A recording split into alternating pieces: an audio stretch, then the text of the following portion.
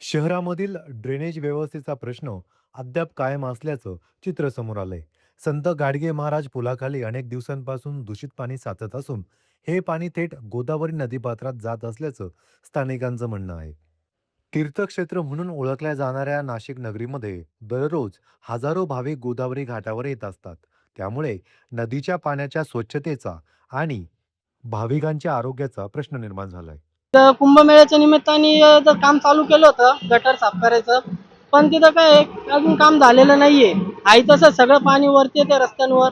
इथं लोक बाहेरून आलेले पर्यटक सगळे इथं तीर्थ म्हणून पाणी घेतात, तोंडात सगळं खराब होतं.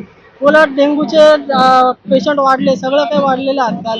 यांनी जेवढं लवकरात होईल तेवढं हे काम लवकर पूर्ण करावे. परिसरातील आठवडे बाजारातील विक्रेत्यांनाही या समस्येचा मोठा फटका बसतोय. दुकानांसमोर साचलेल्या दूषित पाण्यामुळे व्यवसायावरती परिणाम होत असल्याची तक्रार विक्रेत्यांनी केली आहे. कुंभमेळ्याच्या तयारीच्या काळात गोदावरी प्रदूषणाचा मुद्दा पुन्हा चर्चेत आलाय. प्रशासनाने तातडीने लक्ष देऊन ड्रेनेजची समस्या सोडवावी अशी मागणी नागरिकांकडून केली जाते. प्रतिनिधी प्रकाश दुर्वे, आपलं नाशिक.